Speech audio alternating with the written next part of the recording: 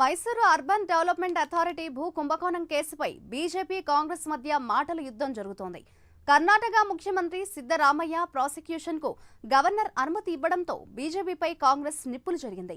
రాజ్భవన్ ను బీజేపీ ఒక సాధనంగా వాడుకుంటోందని, పదవి దుర్వినియోగం చేస్తోందని కాంగ్రెస్ విమర్శించింది. కాగా సిద్ధరామయ్యపై చట్టపరమైన చర్యలు తీసుకునేందుకు అటు గవర్నర్ కు రాజ్యాంగబద్ధమైన అధికారాలు ఉన్నాయని అటు బీజేపీ అయితే ఎదురుదాడి చేసింది.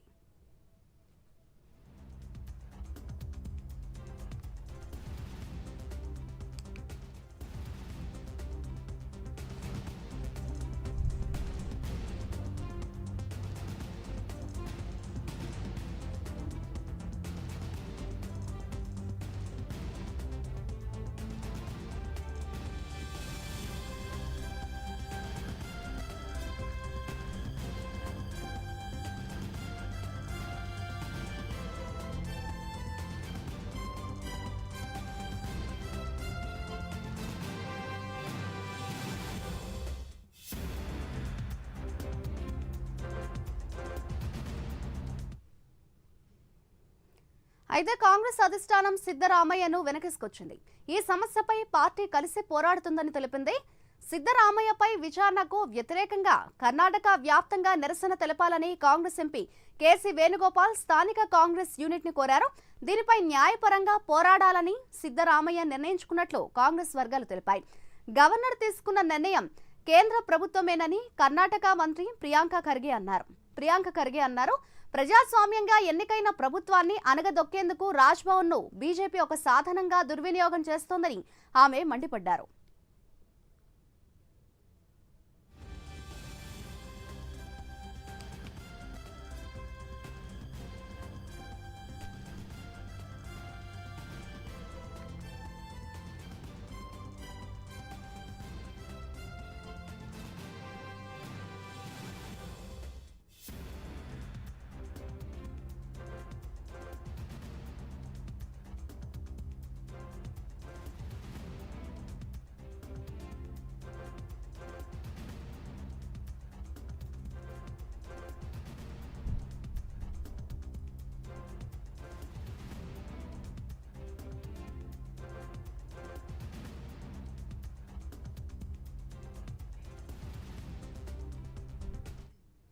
రాజకీయ నాయకులను ప్రసన్నం చేసుకునేందుకు గవర్నర్ రాజ్యాంగ సంక్షోభాన్ని రేకెత్తిస్తున్నారని కాంగ్రెస్ ఆరోపిస్తుంది. దీని వెనక కేంద్ర ప్రభుత్వ కుట్ర దాగి ఉందని అంటోంది. కానీ దీనిపై పోరాడుతామని ఖర్గే సోషల్ మీడియా ఎక్స్ వేదికగా పోస్ట్ చేశారు. అసెంబ్లీ ఎన్నికల్లో బీజేపీ ఓడిపోవడం, లోక్సభ ఎన్నికల్లో సీట్లు తగ్గడంతో సిద్ధరామయ్యపై రాజకీయ పగ వల్లే ఈ పరిణామం జరిగిందని కాంగ్రెస్ ఎమ్మెల్సీ బీకే హరిప్రసాద్ ఆరోపించారు. గత ప్రభుత్వాలను అస్థిరపరిచిన బీజేపీకి ప్రజలే బుద్ధి చెప్పారని అన్నారు.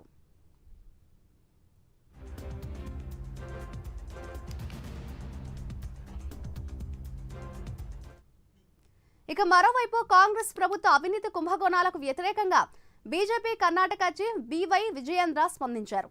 బంధుప్రీతి అవినీతిపై సిద్ధరామయ్యకు ఎవరూ పోటీ లేరని నిరూపించారని విమర్శించారు.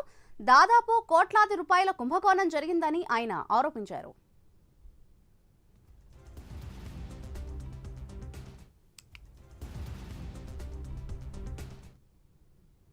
ఇక సిద్ధరామయ్య భార్య పార్వతికి చెందిన కేసర గ్రామంలోని 3 ఎకరాల 16 గుంటల భూమిపై వివాదం నెలకొంది. ఈ భూమిని లేఅవుట్ అభివృద్ధి కోసం ముడా స్వాధీనం చేసుకుంది. పార్వతికి 2022లో విజయనగరంలో 14 ప్రీమియం భూమిని పరిహారం కింద కేటాయించారు. ముడా స్వాధీనం చేసుకున్న స్థలంతో పోలిస్తే ఆమెకు కేటాయించిన భూములు ఎక్కువగా ఉన్నాయని బీజేపీ ఆరోపించింది. ఈ కేసును విచారించేందుకు హైకోర్టు విశ్రాంత న్యాయమూర్తి జస్టిస్ పిఎన్ దేశాయ్ నేతృత్వంలోని ఏకసభ్య విచారణ కమిషన్ను కాంగ్రెస్ ప్రభుత్వం ఏర్పాటు చేసింది.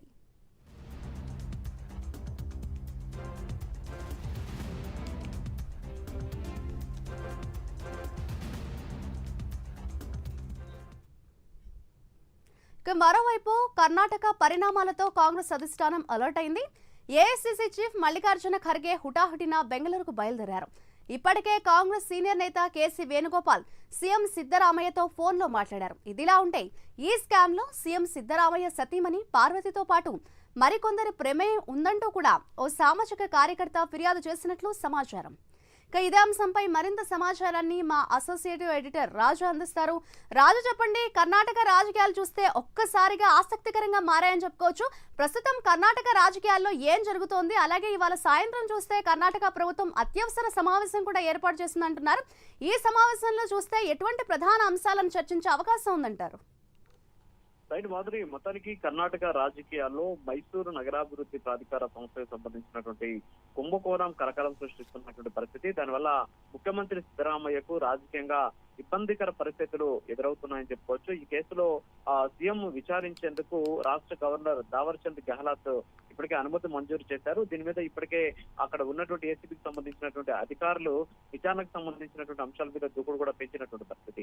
అయితే ఈ విషయం తెలుసుకున్నటువంటి కాంగ్రెస్ పార్టీ అధిష్టానం అప్రమత్తమైంది. ఇందులో భాగంగానే ఏఐసీసీ చీఫ్ మల్లికార్జున ఖర్గే హుటాహుటిన ఆయన బెంగళూరు కూడా బయలుదేరారు. మరోపక్క కాంగ్రెస్ పార్టీకి సంబంధించినటువంటి జాతీయ ప్రధాన కార్యదర్శి కేసీ వేణుగోపాల్ సిద్ధరామయ్యతో ఫోన్ లో మాట్లాడినటువంటి పరిస్థితి. మరోపక్క రాష్ట్ర మంత్రి మండలికి సంబంధించినటువంటి మంత్రివర్గ సమావేశం కూడా అత్యవసర సమావేశం ఇవాళ ఏర్పాటు చేయాలని చెప్పేసి నిర్ణయం తీసుకున్నారు. అత్యవసర సమావేశంలో కొన్ని కీలకమైనటువంటి నిర్ణయాలు తీసుకునేటటువంటి అవకాశాలు కనిపిస్తాయి. అయితే ఎస్పెషల్లీ మీరు ఇందాక చెప్పినట్టు ఈ ముడా కుంభకోణానికి సంబంధించి సిద్ధరామయ్య సతీమణి పార్వతితో పాటు మరికొందరు ఈ కుంభకోణంలో భాగస్వాములుగా ఉన్నారని చెప్పేసి సామాజిక కార్యకర్తలు ఇచ్చినటువంటి ఫిర్యాదు మేరకు ప్రస్తుతానికి పోలీసులు విచారణ జరుపుతున్నారు. సీఎం మీద విచారణ జరపాలి అంటే ఆ రాజ్యాంగబద్ధ పదవుల్లో ఉన్నటువంటి ఆయన మీద విచారణ జరపాలంటే గవర్నర్ అనుమతి తప్పనిసరి. సో ఈ నేపథ్యంలోనే గవర్నర్ అనుమతి కోసం ఆ పోలీసులు అంటే విచారణ చేస్తున్నటువంటి అధికారులు లేఖ రాయడం, దానికి గవర్నర్ కూడా అనుమతి ఇచ్చినటువంటి ఆ సిచ్యువేషన్ ఉంది. అయితే దీనికి సంబంధించి సిద్ధరామయ్య దీన్ని ఆయన డిఫైన్ చేస్తున్నాడు. ఎందుకంటే 2014లో తాను ముఖ్యమంత్రిగా ఉన్నటువంటి సందర్భంలోనే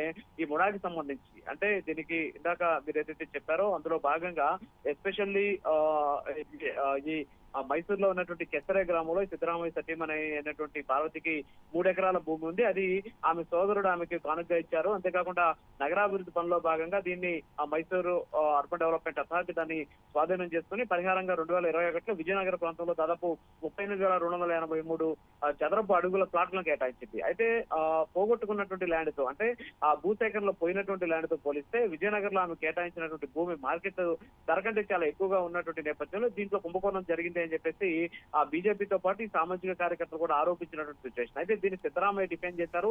ఎందుకంటే 2014లో తాను ముఖ్యమంత్రిగా ఉన్నటువంటి సందర్భంలోనే ఆయన భార్య ఆ దరఖాస్తు చేసుకుంటే పరిహారం ఇచ్చేందుకు కుదరదని తానే ఫైల్ వెనక్కి పంపితే బీజేపీ అధికారంలో ఉన్నటువంటి సందర్భంలో 2021లో మరో దరఖాస్తు చేసుకుంటే అప్పుడు బీజేపీ ప్రభుత్వం ఆమెకు పరిహారంగా ఇచ్చింది. తన హయాంలో జరగలేదు కాబట్టి దీన్ని కుంభకోణంగా చూసేటటువంటి ఆ పరిస్థితి లేదు. ఖచ్చితంగా తనను నిర్వీర్యం చేయాలనేటువంటి ప్రయత్నంలో భాగంగా ఎస్పెషల్లీ కర్ణాటకలో ఉన్నటువంటి ప్రభుత్వాన్ని కూల్చేయాలనేందుకు బీజేపీ కంకణం కట్టుకుని ఇలాంటి పనులు చేస్తోంది. మరోపక్క గవర్నర్ కూడా తన అధికార పరిధిని దాటి వ్యవహరిస్తున్నారు రాష్ట్రానికి సంబంధించినటువంటి పరిపాలనా విషయాల్లో అని చెప్పేసి కూడా సిద్ధరామయ్య ఘాటుగా కూడా వ్యాఖ్యానించినటువంటి సిచ్యువేషన్ కనిపిస్తుంది. మరోపక్క ఒకవేళ సిద్ధరామయ్యకి ఈ కేసు తోటి ఇబ్బందికర పరిస్థితులు కానీ తలెత్తేటువంటి అవకాశాలు కానీ ఉన్నట్టయితే సిద్ధరామయ్య స్థానంలో ఇప్పటికే అక్కడ డిప్యూటీ సీఎం గా ఉన్నటువంటి డికే శివకుమార్ కి ముఖ్యమంత్రి బాధ్యతలు అప్పగిస్తే ఎలా ఉంటుంది అనేటటువంటి యోచన కూడా మరోపక్క ప్రత్యామ్నాయంగా కాంగ్రెస్ పార్టీ ఆలోచిస్తుంది. ఎందుకంటే బీజేపీకి అంటే బీజేపీయే కాదు కాంగ్రెస్ ఈ రెండు పార్టీలతో పాటు అక్కడ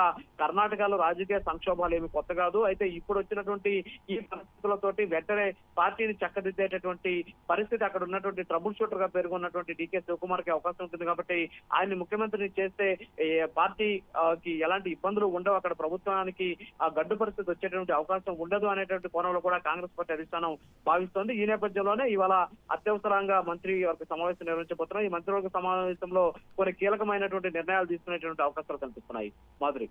రైట్, థ్యాంక్ యూ రాజు.